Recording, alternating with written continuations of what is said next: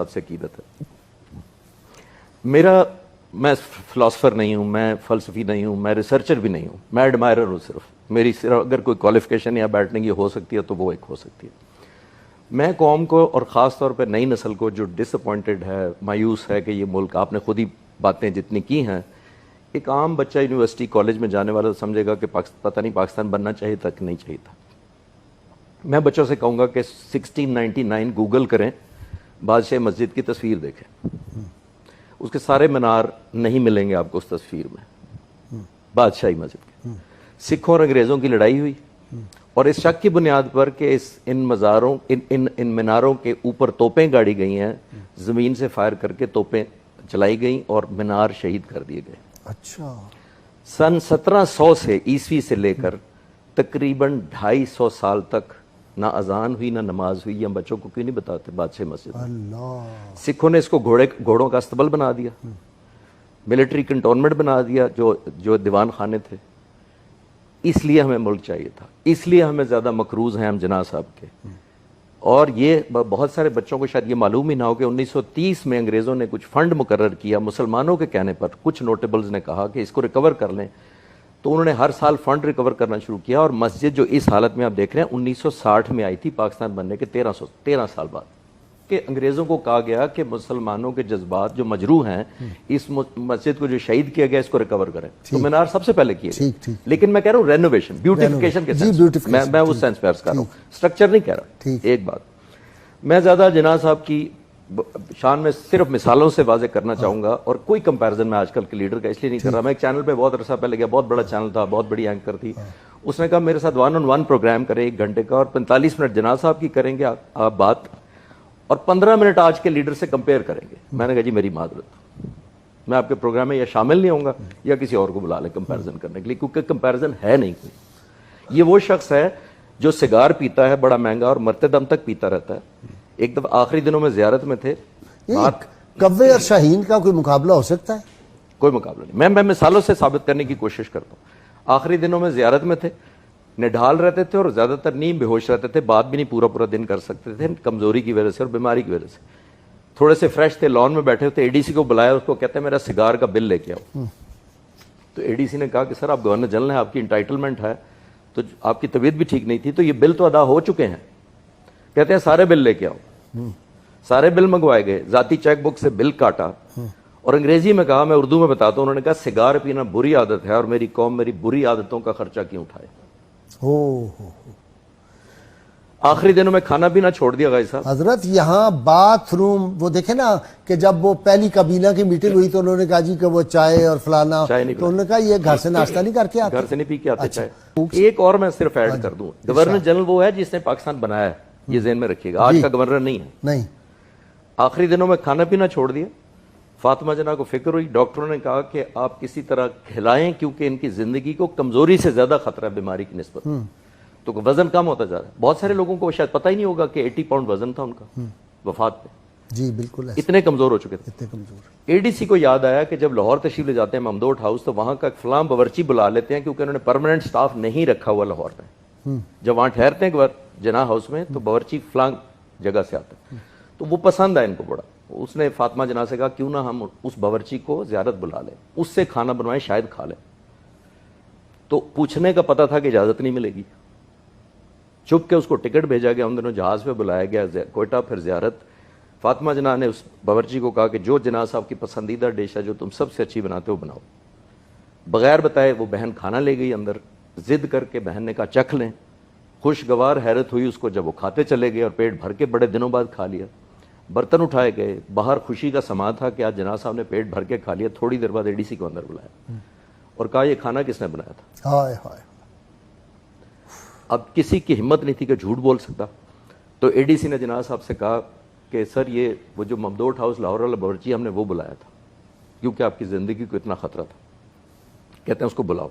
बुलाया, उसको कैश इनाम दिया, उसकी रिटर्न टिकट का खर्चा अपनी चेक बुक से काटा और अंग्रेजी में कहा इसको वापस भेज दो, ये गरीब कौम है, मेरे मुंह के जायके के लिए इस अय्याशी की मुतहम्मिल नहीं हो सकती। होय होय होय होय।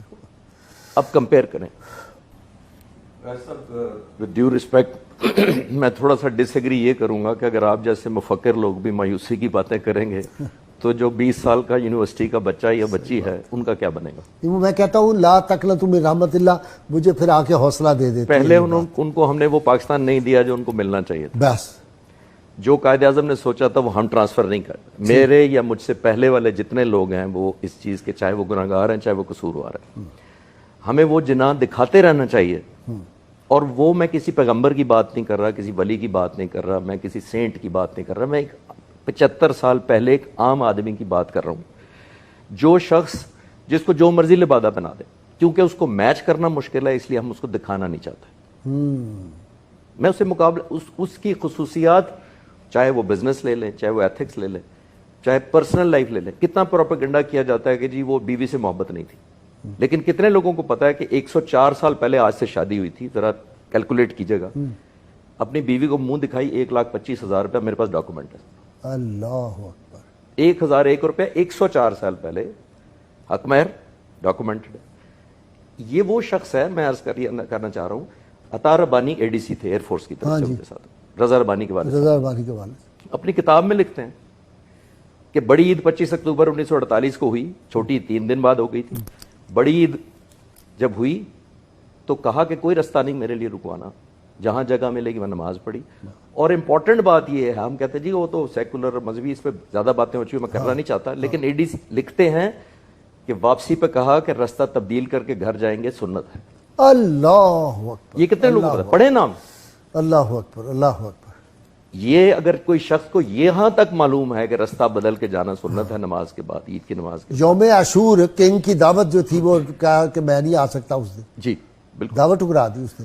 ایک اور بڑی امپورٹنٹ بات، ایک دفعہ کانوائے جا رہا تھا، اس پہ لکھا ہوا تھا شہنشاہ ہندوستان، جناح صاحب کے لیے لکھا ہوا تھا. کانوائے رکوا لیا، انہوں نے کہا اس کو اتارو، میں کوئی شہنشاہ نہیں ہوں، اللہ میں لوگوں کا سلیکٹڈ بندہ ہوں، جب تک وہ چاہیں گے میں رہوں گا. یہ وراثت کی ہم باتیں جو کر رہے ہوتے ہیں.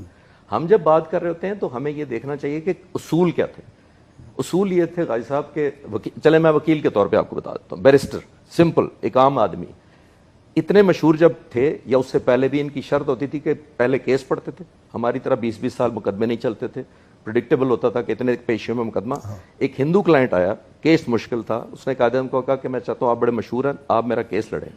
پڑھا، کہتے ہیں لڑوں گا، ہر پیشی کا 500 روپیہ لوں گا، 10 پیشیوں میں مقدمہ ختم کر دوں گا، امید ہے. اس نے 5,000 ایڈوانس لے دیا، جو کہ لیتے تھے. یہ 3 پیشیوں میں مقدمہ ختم کیا، جیت لیا. جب وہ ہندو کلائنٹ آیا تو انہوں نے 3,500 روپیہ واپس اس کو کیا تو اس نے انکار کر دیا.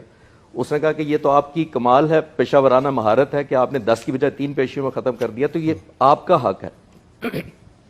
آگے سے کیا کہتے ہیں اس کو کہتے ہیں جناح صرف وہی لیتا ہے جس کا وہ حقدار ہوتا ہے.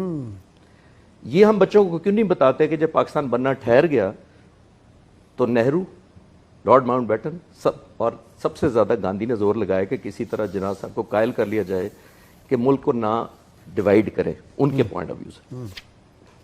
سب سے پہلے ان کو بڑی آفرز کی گئی، منسٹریاں آفر کی گئیں، بڑا کچھ آفر کیا گیا، نہیں مانے. آج کل کے کمپیئر کریں ذرا کہ کیا کچھ ہوتا ہے تو ہمارے کہاں کس پہ بک جاتے ہیں، نہیں مانے. ماؤنٹ بیٹن نے بلایا، ناراض ہو کے آ گئے کیونکہ اس نے غصہ کیا. جب گورنر آفر کی کہ آپ کو گورنر بنا آفر کیا تو وہ نہیں مانا. پھر سب سے امپورٹنٹ بات ہے، گاندھی نے کہا کہ ہم پورے ہندوستان کا آپ کو پہلا وزیر اعظم بنانے کو تیار ہیں، اور پورا ہندوستان KPK سے بنگلہ دیش تک، ذرا ذہن میں رکھیے.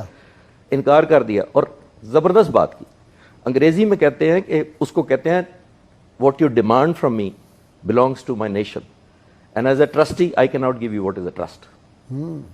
اعتبار نہیں بیچا. اور ظاہر اگر اعتبار بیچ دیتے تو آج ہم ان کو محمد علی جناح ضرور یاد رکھتے، the first prime minister of all India. پھر عاشق رسول دیکھے نا کہ اس کا جو غازی علم الدین شہید کا مقدمہ لڑا، کبھی قائد اعظم نے غلط مقدمہ لڑا ہے؟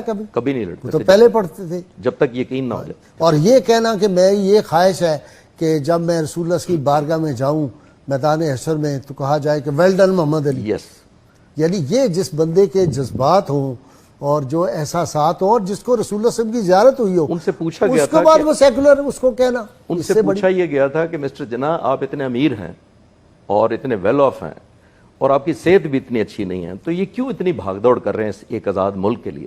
تو انہوں نے تب یہ جواب دیا تھا کہ میں چاہتا ہوں کہ جب اس زندگی کے بعد اللہ تعالیٰ کے حضور پیش کیا جاؤں تو مجھے اللہ تعالیٰ صرف یہ لفظ کہہ دے، ویل ڈن مسٹر جناح. تو ایک شخص کی یہ موٹیویشن ہو. میں صرف بچوں کو بتانا چاہتا ہوں کہ مایوسی اس لیے نہ کریں کہ یہ وہ گورنر جنرل تھا جو رات کو لائٹیں آف خود کرتا تھا. ابو الحسن اصفہانی پہلے ایمبیسڈر تھے امریکہ میں ہمارے، وہ کہتے ہیں پاکستان آزاد ہونے کے 14 دن بعد وہ ملنے گئے قائد اعظم سے، میٹنگ ختم ہوئی، کمرے سے نکل لائٹ آف کر دی، گلی سے گزرے لائٹس آف کرتے جا رہے. تو اصفہانی صاحب نے جناح صاحب سے کہا کہ یہ جناح صاحب یہ تو گورنر جنرل کا گھر ہے، یہ تو لائٹیں جلتی رہنی چاہیے. تو قائد اعظم نے جواب دیا اسی لیے تو بند کر رہا ہوں کہ یہ لوگوں کے پیسوں سے جل رہی ہیں. اور میں یہاں سیڑھیوں پہ کھڑا ہوں، جب تم سیڑھیوں سے اتر جاؤ گے تو سیڑھیوں کی لائٹ بھی بند کر.